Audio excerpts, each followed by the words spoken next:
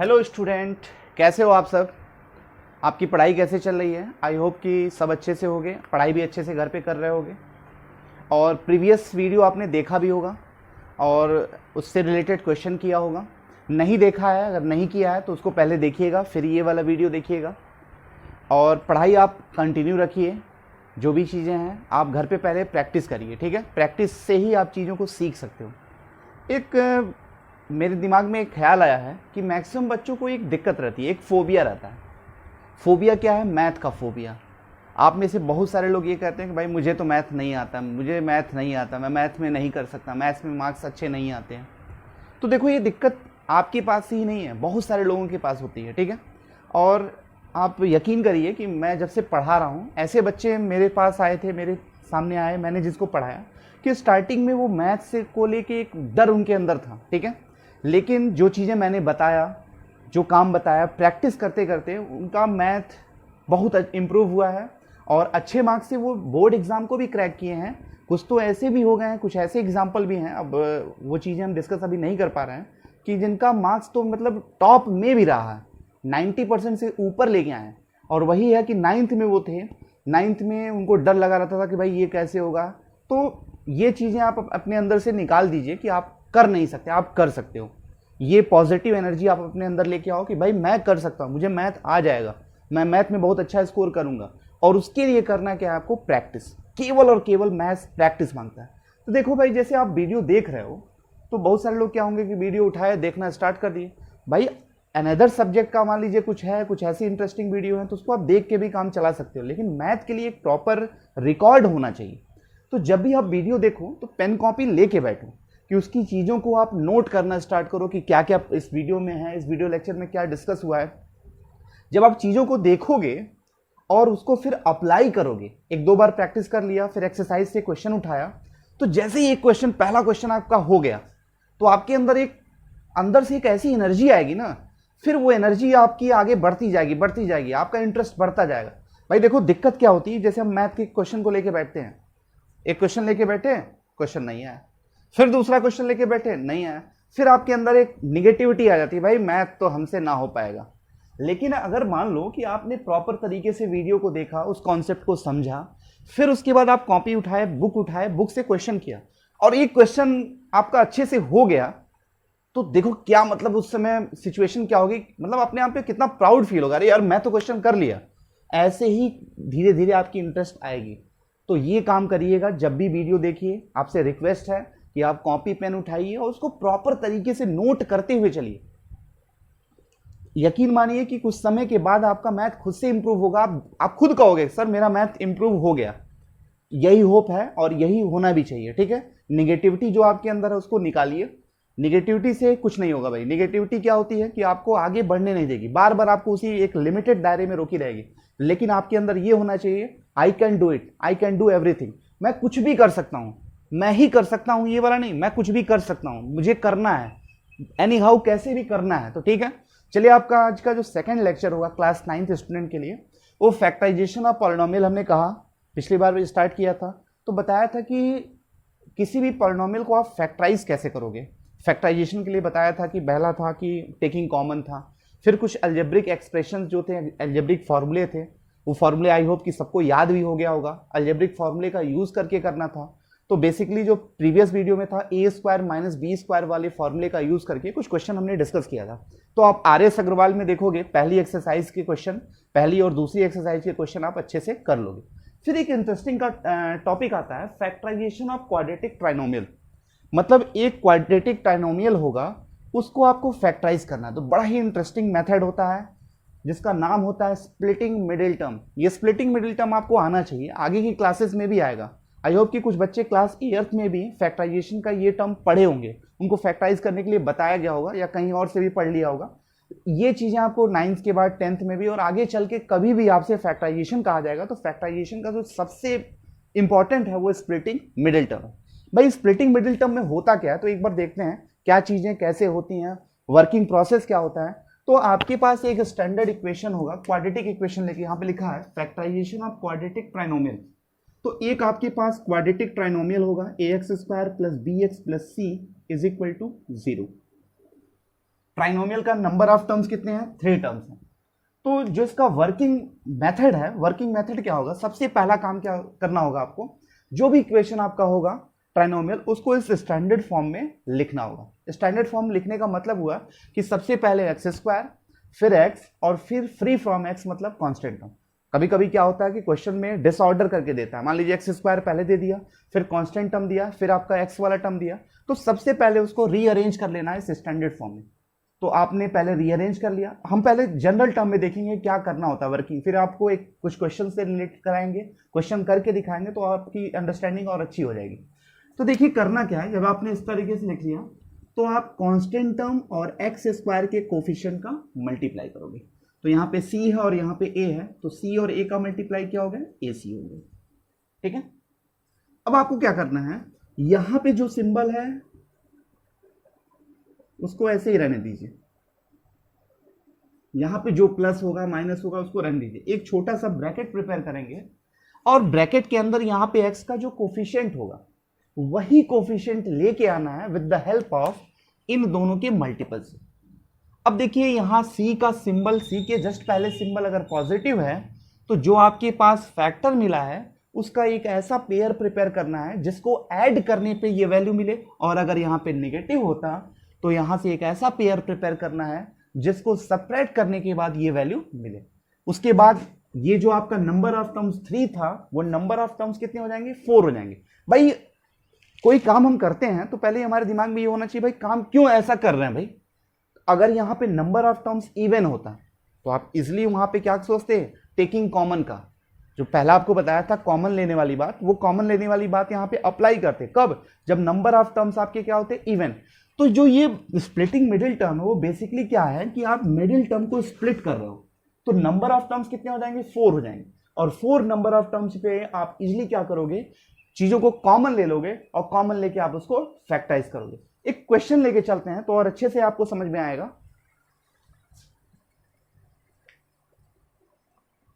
चलिए एक क्वेश्चन देख लेते हैं। क्वेश्चन क्या है हमारे पास, मान लीजिए कि x square plus 11x plus 30, एक क्वेश्चन आपके पास है, x square plus 11x plus 30 is equal to 0, मान लीजिए ये, ठीक है, इज इक्वल टू 0 करिए, वो तो वैल्यू निकालने पे होगा, हमको फैक्टराइज करना है।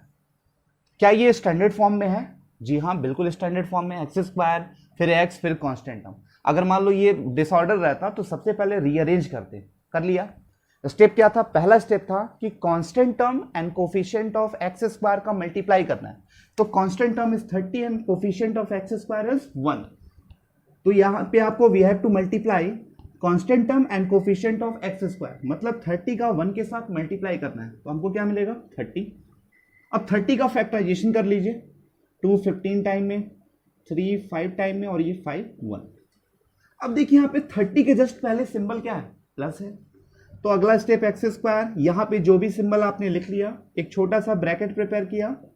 अब आपको क्या करना है, 11 लेके आना है with the help of product of these two number. इन दोनों नंबर के जो प्रोडक्ट मिले हैं उन प्रोडक्ट से आपको एक ऐसा पेयर प्रिपेयर करना है जहां से 11 है, और उस पेयर को क्या करना है, ऐड करना है या सब्ट्रैक्ट करना है, वो डिपेंड करता है इस 30 के पहले वाले सिंबल पे। अगर पॉजिटिव है तो ऐड करना होगा, और अगर निगेटिव है तो आपको सब्ट्रैक्ट करना होगा। तो यहां से एक पेयर प्रिपेयर करिए, देखिए 3 2 जा 6 और 5, 6 और 5 को ऐड करेंगे तो क्या मिलेगा, 11 मिलेगा कि नहीं। तो यहां पे लिख दीजिए 6 प्लस 5, ब्रैकेट ओपन करिए, x square plus 6x plus 5x plus 30। अब देखिएगा जो पहले नंबर ऑफ टर्म्स कितने थे, 3 टर्म्स थे, अब कितने हो गए, 4 टर्म्स। अब यहाँ पे आप टेकिंग कॉमन का जो कॉन्सेप्ट है वो अप्लाई करेंगे, मतलब इन दोनों और इन दोनों, यहाँ से कॉमन क्या दिख रहा है, x दिख रहा है, तो यहाँ पे मिलेगा x प्लस 6, और यहाँ से अगर कॉमन देखा जाए तो 5 कॉमन है, तो यहाँ पे मिलेगा x और यहाँ पे मिलेगा 6। फिर इन दोनों टर्म में देखना आप, ये ब्रैकेट वाला टर्म बोथ प्लेसेस पे कॉमन है, then take common x plus 6 on both places, then we have, यहाँ पे क्या मिलेगा हमको, x मिलेगा, और यहाँ पे क्या मिलेगा 5। This is the factor of the given trinomial. Given trinomial का हमने फैक्टराइजेशन कर लिया। एक बार फिर से देखते हैं क्या किया हमने। स्टैंडर्ड फॉर्म में था 30 का 1 के साथ मल्टीप्लाई, 1 क्या है, एक्स स्क्वायर का कोफिशिएंट, ये मिला, 30 का फैक्टराइजेशन कर लिया। अब अगला स्टेप क्या होता है, यहाँ पे पॉजिटिव है तो पॉजिटिव, नेगेटिव है तो नेगेटिव।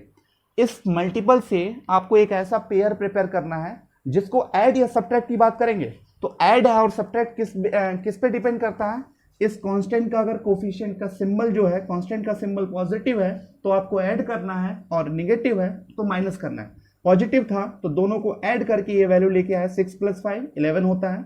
ब्रैकेट ओपन किया तो आपको मिला नंबर ऑफ टर्म्स कितने होंगे 4। फिर आपको टेकिंग कॉमन का यूज करना है। यहां से हमने कॉमन किया x, यहाँ पे x + 6, यहाँ पे 5 किया x + 6, on both places common is x + 6, then we have here x + 5. This is the factor of the given polynomial.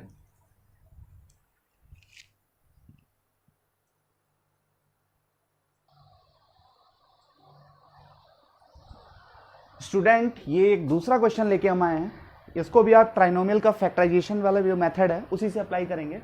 x² + 7x - 98, अब इसको फैक्टराइज करना है तो देख लीजिए भाई वही वाला कॉन्सेप्ट होगा।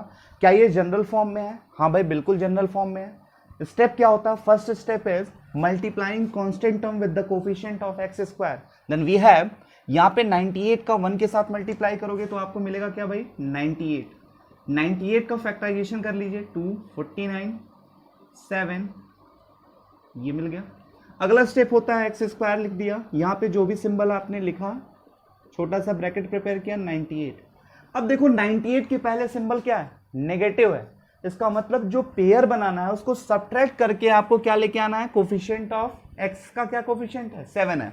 अब 7 लेके आना है, लेकिन इन दोनों के जो मल्टीपल है उनके कोफिशिएंट, उनके फैक्टर का एक ऐसा पेयर बनाना है जिसको सब्ट्रैक्ट करना है।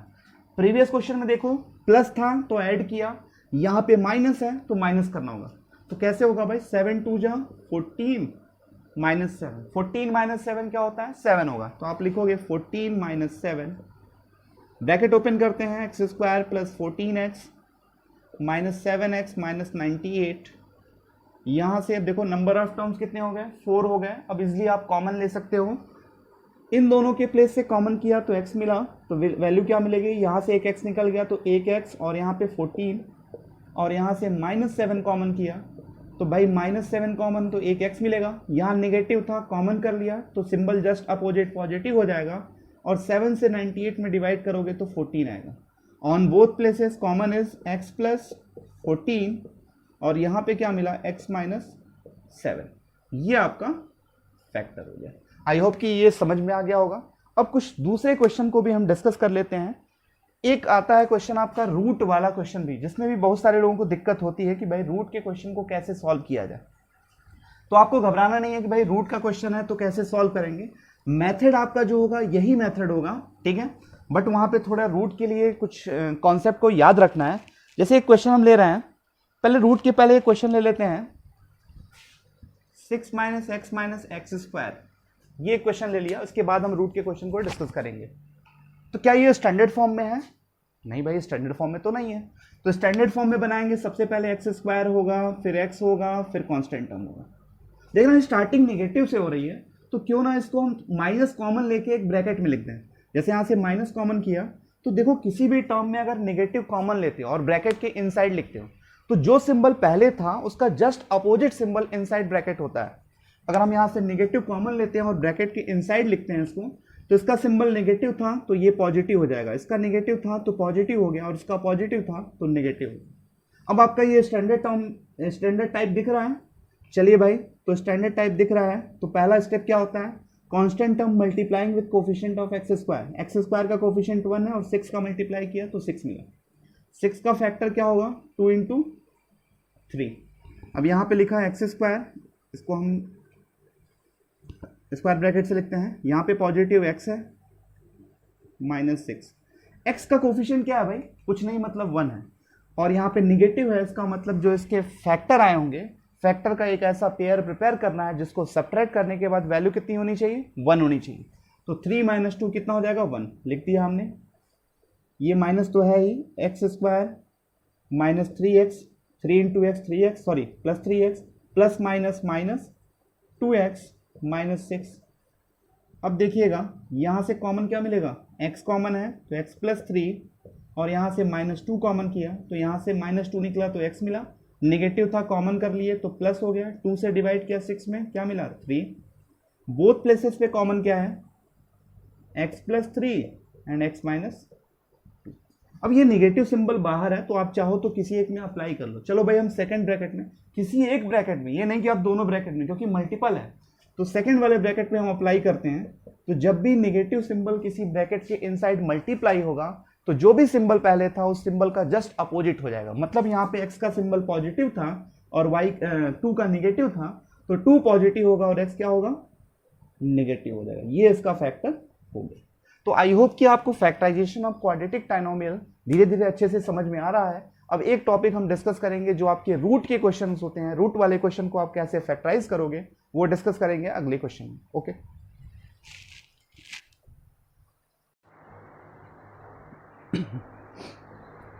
स्टूडेंट, यहाँ पे हम रूट वाले क्वेश्चन को अब डिस्कस करने जा रहे हैं कि रूट के क्वेश्चन को कैसे फैक्टराइज करोगे। तो आपको डरना नहीं है भाई कि रूट का आ गया कि ABC के टर्म आ गए, कुछ भी आ जाए। आपको जो स्टैंडर्ड मेथड है, जो वर्किंग मेथड है, वर्किंग रूल है, वो तैयार रखना है। और जब रूट वाले क्वेश्चन को करते हैं तो एक की फैक्ट आपको याद होना चाहिए। वो की फैक्ट है क्या, कि जैसे कि अगर हम रूट a इंटू रूट ए को लिखते हैं तो वैल्यू हमारी क्या होती है, a हो जाती है।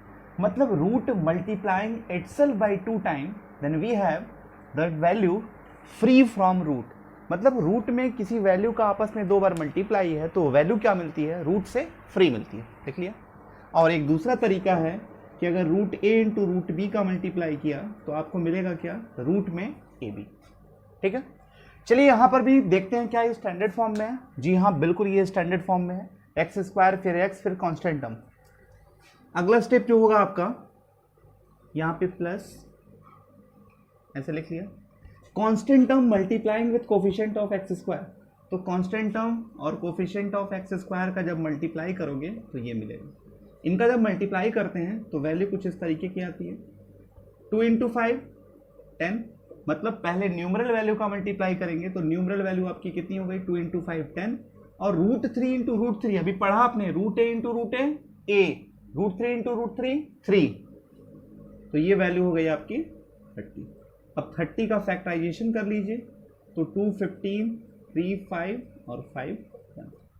यहाँ पे देखते हैं कांस्टेंट टर्म के जस्ट पहले सिंबल क्या है, माइनस है। तो यहाँ से जो पेयर प्रिपेयर करेंगे वो कहेंगे कि दोनों पेयर का सब्ट्रैक्शन करने के बाद x का कोफिशिएंट कितना है, 1 आना चाहिए।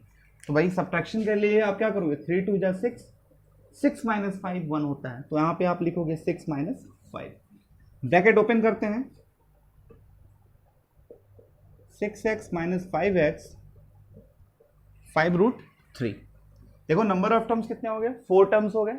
अब आपको यहाँ पे टेकिंग कॉमन लेना है, इन दोनों जगहों से कॉमन और इन दोनों जगहों से कॉमन। अब देखिए थोड़ा सा दिक्कत यहाँ पे होती है कि जब हम कॉमन की बात करेंगे तो केवल x ही आपको कॉमन दिख रहा है, लेकिन एक्चुअल में x ही कॉमन नहीं है, और भी कुछ कॉमन है। अच्छा बताओ 6 को हम क्या लिख सकते हैं, 2 इंटू 3 लिख सकते हैं कि नहीं, बिल्कुल लिख सकते हैं 2 इंटू 3।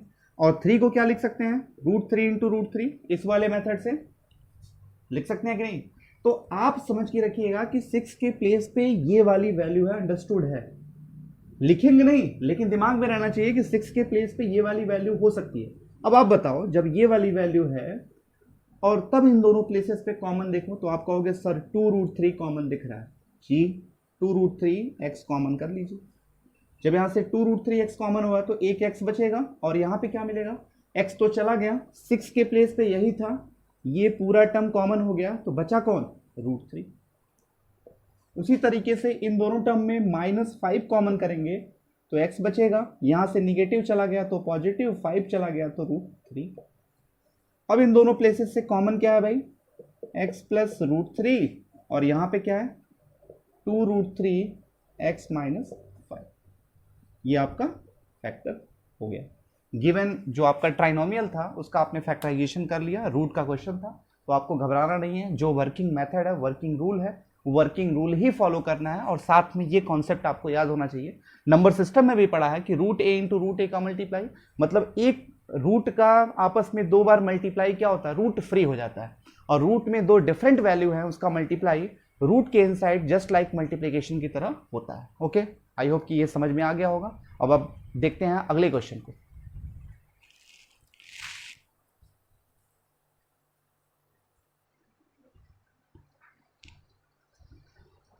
स्टूडेंट अब आपका जो रूट का दूसरा क्वेश्चन है, दूसरे टाइप का रूट जो पूछा था, पहली बार आपने देखा कि जो उसके स्टार्टिंग पॉइंट और लास्ट पॉइंट में रूट था, लेकिन इस क्वेश्चन में क्या होगा, मिडिल टर्म आपका रूट होगा। तो इसको कैसे ट्रीट करेंगे, कैसे सॉल्व करेंगे, वही मेथड, वर्किंग मेथड तो आपका वही होगा, जो कॉन्सेप्ट आपको बताया था रूट के लिए वही होगा। चलिए इसको सॉल्व करने की कोशिश करते हैं। एक्स स्क्वायर, यहाँ पे जो सिंबल है लिख लिया, -30। पहला मेथड क्या होता है, पहला स्टेप जो होता है, constant term multiplying with coefficient of x square. Constant term 30 है और एक्स स्क्वायर का कोफिशिएंट 1 है, तो 30 का 1 के साथ मल्टीप्लाई 30 हो गया। और 30 का जब आप फैक्टराइजेशन करते हो तो फैक्टराइजेशन क्या होगा, 2, 3 और 5, यही तो आएगा। मतलब 30 के प्लेस पे आप क्या लिख सकते हो, 2 × 3 × 5। अब देखना कांस्टेंट टर्म के जस्ट पहले का सिंबल क्या है, नेगेटिव है। तो एक ऐसा पेयर प्रिपेयर करना है जिसको आपको सब्ट्रैक्ट करने के बाद x का कोफिशिएंट मींस 2√2 मिलना चाहिए, तो ये मिल गया। अब आपने पढ़ रखा है कि भाई √a × √a का मल्टीप्लाई करने के बाद a ही मिलता, मतलब कहीं a है तो उसकी जगह पे ये रख सकते हैं। तो आपके पास अगर 2 है तो क्या उसको √2 × √2 नहीं लिख सकते हो, तो ये जो 2 है इसको हम क्या लिख देंगे, √2 × √2। अब आप बताओ कि 3√2 एक साथ आ गया और 5√2 एक साथ, मतलब 5√2 - 3√2 कर लिया आपने, तो वैल्यू क्या मिलेगी, 2√2 ही तो मिलेगी। तो यहाँ पे पुट कर लीजिए, 5√2 - 3√2। क्यों निगेटिव किया, क्योंकि x यहाँ पे कांस्टेंट के पहले सिंबल निगेटिव था। अगर पॉजिटिव होता तो पॉजिटिव की तरह सोचते। ब्रैकेट ओपन किया, माइनस इंटू दिस, तो मिलेगा आपका 5√2x minus into minus plus 3√2 -30। Number of terms 4 हो गए, कॉमन लीजिए। यहाँ से कॉमन क्या मिलेगा, x मिलेगा, तो x - 5√2, और यहाँ से कॉमन देखिएगा 30 की वैल्यू यही है, 30 का मतलब यही हुआ। तो 30 में देखिए क्या कॉमन दिखेगा, 3 कॉमन दिखेगा और √2 कॉमन दिखेगा, तो 3√2 निकल गया। तो यहाँ पे मिलेगा x, पॉजिटिव आपने कॉमन लिया तो सिंबल पे कोई इफेक्ट नहीं है, निगेटिव रहेगा। और 30 का वैल्यू ये था जिसमें से 3 और √2 निकल गया, तो क्या मिलेगा, 5√2। On both places common is x - 5√2 x + 3√2, ये आपका फैक्टर है। तो आई होप कि इस क्वेश्चन को भी आप अच्छे से समझ गए होंगे।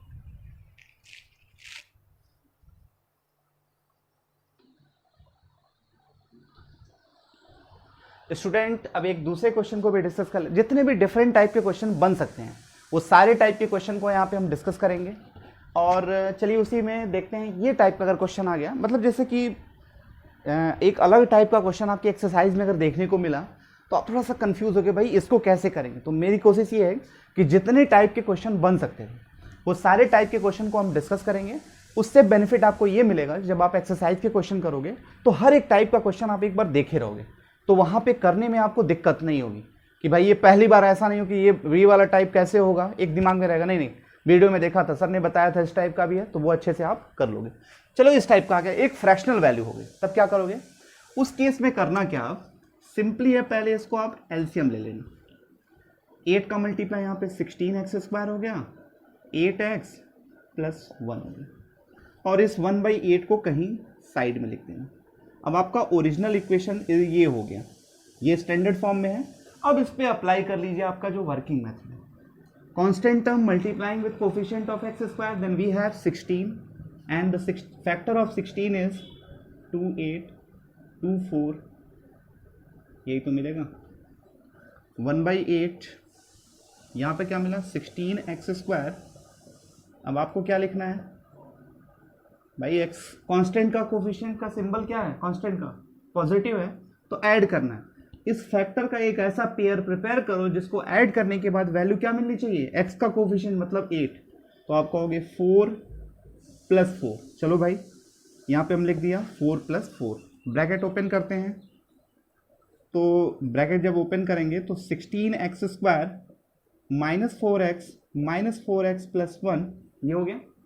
यहाँ से कॉमन और यहाँ से कॉमन, यहाँ से कॉमन क्या होगा, 4x कॉमन है तो मिलेगा 4x - 1, और यहाँ से कुछ नहीं कॉमन दिखेगा तो -1 कॉमन है। अगर -1 कॉमन लेंगे तो फर्स्ट प्लेस पे एज यूजुअल वैल्यू, बट यहाँ से अगर निगेटिव कॉमन होगा, जब भी ब्रैकेट के बाहर निगेटिव कॉमन करते हैं तो पहले का सिंबल अपोजिट हो जाता है।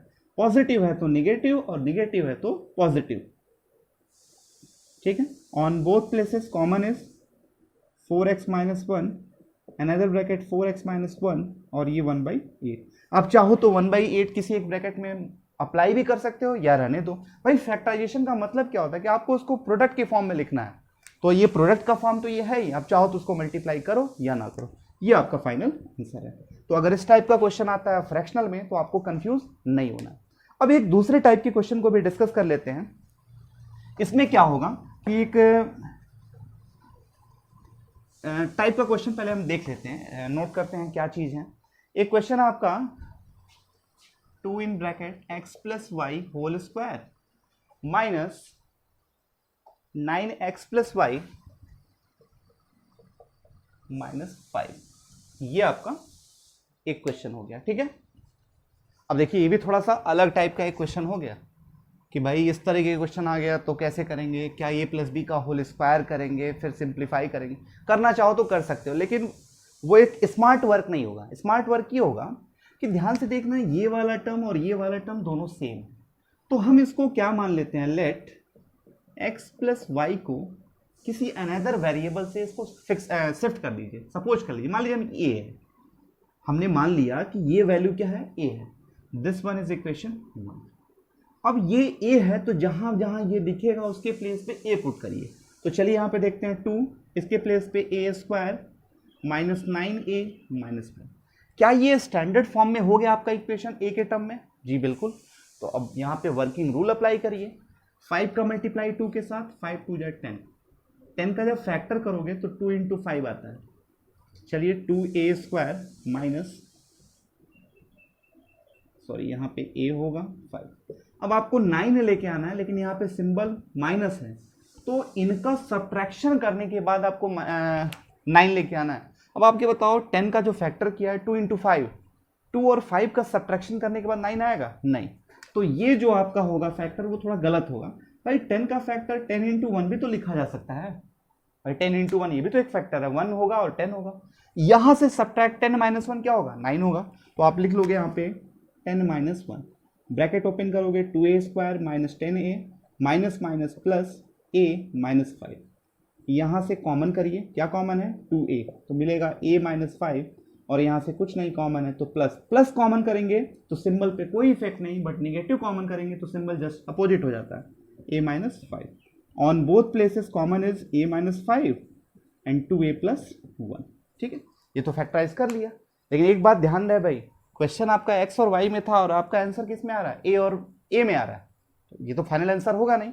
अब आपको इक्वेशन 1 से a की वैल्यू पुट करनी है, तो from 1 using 1 in this equation, मतलब a की वैल्यू पुट किया जाए तो a के प्लेस पे क्या है, x प्लस वाई माइनस 5, और यहाँ पे जब a का मल्टीप्लाई करेंगे तो 2x प्लस 2y प्लस 1, ये आपका फैक्टर हो जाएगा। तो आई होप कि इस टाइप के भी क्वेश्चन को आप समझ गए होंगे। अगर आता है तो आप अच्छे तरीके से ये सॉल्व करोगे।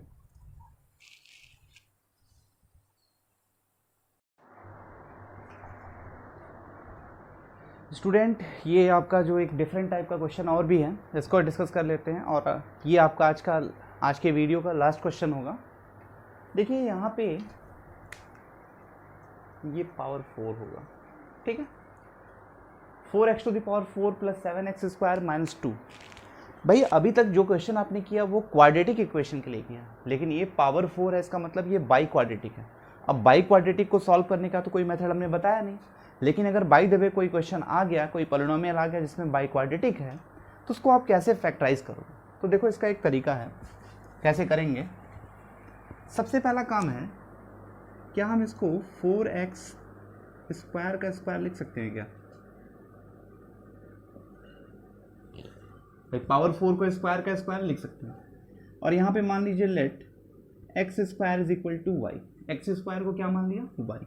तो अब जहाँ जहाँ एक्स स्क्वायर है उसके जगह पे वाई पुट करिए, यहाँ पे वाई पुट करेंगे तो ये वाई 7y माइनस 2, यहाँ पे वाई पुट किया तो वाई का स्क्वायर। अब ये जाके क्वाड्रेटिक इक्वेशन के फॉर्म में रिप्लेस हो गया, रिड्यूस हो गया। अब आपको पुराना मेथड यूज़ करना है, 4 2 जा 8, अब 8 लेके आना है, यहाँ पे सिंबल क्या है, माइनस है, तो 8 का फैक्टराइजेशन करेंगे तो कोई भी फैक्टर जो होगा वो निगेटिव पे 7 नहीं लाएगा, एक ही लेके आएगा। वो क्या होगा 8 इंटू 1 मतलब 8 माइनस 1। यहाँ पे ब्रैकेट ओपन किया 8y माइनस वाई माइनस 2, यहाँ से कॉमन किया 4y तो मिला क्या y प्लस 2, और यहाँ से कॉमन किया माइनस 1 तो y plus 2। On both places common is y plus 2 और 4y माइनस। ध्यान दीजिएगा ये तो आपने सॉल्व किया, लेकिन फैक्टराइजेशन y के टर्म मिला है, लेकिन y की वैल्यू एक्चुअल में क्या है x। क्वेश्चन आपका x में गिवन है, तो y के प्लेस पे आप एक्स स्क्वायर पुट कर लीजिए, ये कर लिया। यहाँ पे करेंगे तो 4x स्क्वायर माइनस 1। क्या ये और फैक्टराइज हो सकता है क्या? जी बिल्कुल, देखिए कैसे, एक्स स्क्वायर प्लस 2, और यहाँ पे अगर हम लिखना चाहें 4x स्क्वायर को तो 2x का होल स्क्वायर माइनस 1 का स्क्वायर लिख सकते हैं क्या? बोलिएगा। तो just like A square minus B square हो गया, और A square minus B square की वैल्यू क्या होती है आपको पता है कि एक ब्रैकेट में आपका a प्लस बी होगा और दूसरे ब्रैकेट में आपका a माइनस बी होगा। ये इस पर्टिकुलर क्वेश्चन का आपका फैक्टराइजेशन हो गया। तो आई होप कि फैक्टराइजेशन ये अच्छे से समझ में आ गया होगा। इस वीडियो लेक्चर में आपने अभी तक जो चीज़ें कवर की हैं वो क्या क्या कवर किया है? केवल एक ही मेथड आपने कवर किया है जो स्प्लिटिंग मिडिल टर्म है, कि फैक्टराइजेशन ऑफ क्वाड्रेटिक ट्राइनोमियल है तो उसका स्प्लिटिंग मिडिल टर्म से कैसे फैक्टराइजेशन होगा। उसमें डिफरेंट केसेस को डिस्कस किया गया कि वो ट्राइनोमियल सिंपल था, रूट के क्वेश्चंस थे, कुछ स्पेशल टाइप के क्वेश्चन थे, जितने टाइप के क्वेश्चन हो सकते हैं वो सारे क्वेश्चन हमने यहाँ पे डिस्कस किया। तो अब आपसे यही कहना है कि इस वीडियो को अच्छे तरीके से देखिए और इससे रिलेटेड RS अग्रवाल की जो एक्सरसाइज होगी वो एक्सरसाइज के क्वेश्चन सॉल्व करिए। और एक रिक्वेस्ट आपसे ये है कि अभी तक हमने कहा कि वीडियो को आप चैनल को सब्सक्राइब करिए, वीडियो को वॉच करिए, लेकिन जिन्होंने सब्सक्राइब कर लिया है वो बेल आइकन भी दबा दें। बेल आइकन दबाने से आपको क्या फ़ायदा मिलेगा कि जब भी आपकी वीडियो अपलोड होगी तो आपके पास एक नोटिफिकेशन जाएगा और एक प्रॉपर तरीके से आप अपनी पढ़ाई करोगे। जैसे हुआ क्या कि बार बार आपको सर्च करना पड़ेगा, और उस तरह से नोटिफिकेशन चला जाएगा तो आपको पता है कि आज ये वाली वीडियो अपलोड हो गई है, तो आप अच्छे तरीके से प्रिपेयर होकर उसको देखें। और अपने दोस्तों से भी कहिए कि जो लोग नहीं अभी सब्सक्राइब किए हैं चैनल को, अपने दोस्तों के साथ शेयर करिए कि वो भी सब्सक्राइब करें और चीज़ों को यहाँ से अच्छे तरीके से पढ़ाई करें। Okay, thank you.